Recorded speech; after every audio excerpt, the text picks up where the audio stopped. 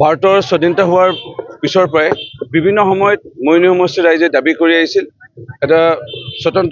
স্বতন্ত্ৰভাৱে সুকীয়াভাৱে মহকুমা। কিন্তু বিগত চৰকাৰ সময়ত আজিৰ পৰা 20 বছৰমান আগতে বলপূৰ্বকভাৱে মইনু সমষ্টিৰ এটা অংশ তিতাবৰ মহকুমাৰ লগত জাপি দিলে আৰু মইনু সমষ্টিৰ আজি তাৰিখলৈকে দুভাগ হৈ আছিল।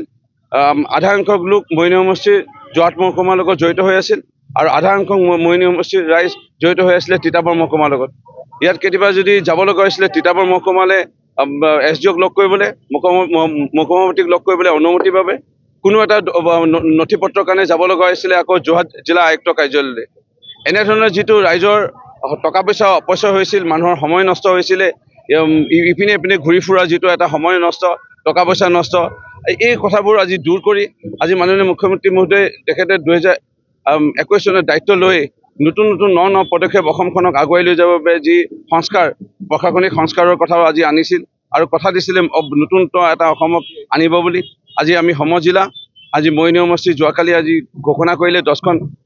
সমজিলাৰ আমি মইনু সমষ্টিৰ অংশ হিচাপে আমি লাভ কৰিলোঁ। মই মাননীয় মুখ্যমন্ত্ৰী মহোদয়ে এই পুণ্য কামৰ বাবে তেখেতক অশেষ কৃতজ্ঞতা জ্ঞাপন কৰিছোঁ, বহুত বহুত ধন্যবাদ জ্ঞাপন কৰিছোঁ আৰু মইনু সমষ্টিৰ ৰাইজক লগতে আৰু 10টা সমষ্টি যি সমজিলা পালে তেওঁলোকক অভিনন্দন জ্ঞাপন কৰিছোঁ। সমজিলা বুলি ক'লে এতিয়া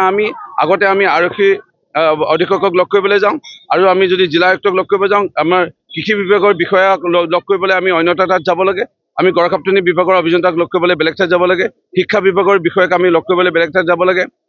আমি ITI বোলে ইনষ্ট্ৰাক্টৰক লগ কৰিবলৈ বেলেগ ঠাইত যাব লাগে। অৰ্থাৎ আমি বেলেগ ধৰণৰ বেলেগ স্থানত বহুত দূৰত্বত থকা বিষয়াসকলক আমি লগ কৰিবলৈ গৈ আমাৰ সময় নষ্ট, টকা পইচা নষ্ট হৈছিল। এতিয়া সমজিলা বুলি কোৱাৰ লগে লগে আমি এটা স্থানতে আমাৰ সমূহ বিষয়া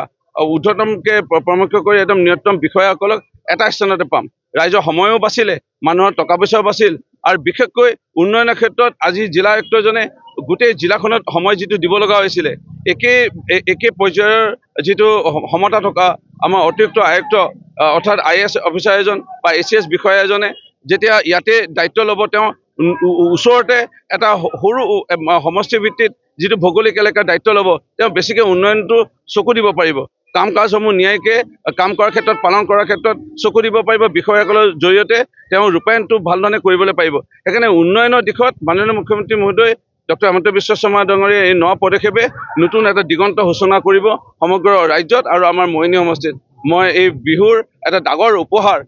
আমাৰ চবতকৈ ডাঙৰ উপহাৰ মাননীয় মুখ্যমন্ত্ৰী মহোদয়ে সমজিলা প্ৰদান কৰি মইনু সমষ্টি ৰাইজক যি সন্মান জনালে তেখেতলৈ আমি বিহুৰ বহুত শুভেচ্ছা অভিনন্দন জ্ঞাপন কৰিছোঁ আৰু আমি ভগৱানৰ ওচৰত ঈশ্বৰৰ ওচৰত প্ৰাৰ্থনা কৰিছোঁ তেখেতৰ দীৰ্ঘায়ুৰ বাবে, সুস্বাস্থ্যৰ বাবে আৰু তেখেতে যেন আৰু জ্ঞান বুদ্ধি নেদেখাজনৰ পৰা লাভ কৰি আৰু অসমৰ লগতে আমাৰ মইনু সমষ্টি বিকাশ কৰিব পাৰে।